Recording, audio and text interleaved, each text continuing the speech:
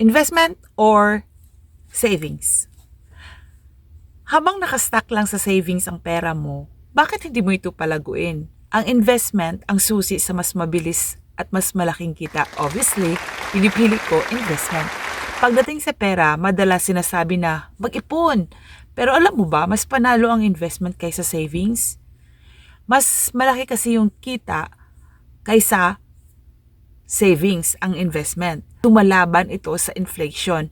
Habang tumataas ang inflation, bumababa ang halaga ng pera mo sa savings. Pero sa investment, tinatapatan o nilalampasan nito ang inflation, kaya hindi naluluma ang pera mo.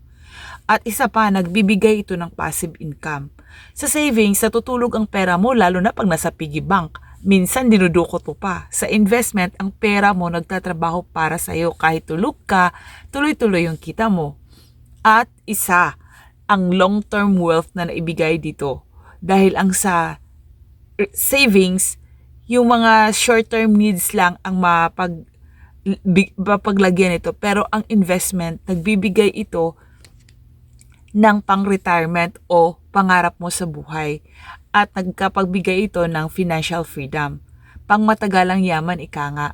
Diba? So, kung tutuusin, mas maganda talaga yung investment. Habang mahalaga ang savings, hindi ito sapat para sa financial freedom. Simulan ang pag-invest ngayon at gawing mas produktibo ang iyong pera. Yes, pwede kang mag-ipon para sa seguridad. Pero after that, yung inipon mo, i-invest mo, palaguin mo. Ganon dapat ang pag-manage ng pera at income mo para hindi masayang yung pinaghirapan mo. 'Di ba? So, ako, ini-invest ko sa stock market, sa MPTO, the real estate din, at ang ginagawa ko ngayon is yung active investment, yung affiliate marketing ng Clicknomics. Yung mga long-term investment ko, yun yung mga investment ngayon na nagbibigay sa akin ng income. Passive income. Dahil wala naman akong ginagawa, pero may income na pumapasok sa akin yearly.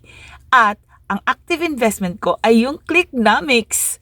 Clicknomics yung pagiging affiliate marketing ko. Yes, kailangan ko ng sipag, tiyaga, consistency dito. Kaya siguro naman nakikita ninyo ako every day na ginagawa ko yung business ko. Kasi alam ko na in the near future, magbibigay sa akin ito ng passive income. Yes, one-time effort, pero alam ko na ang Clicknomics ang magbibigay sa akin ng financial and time freedom.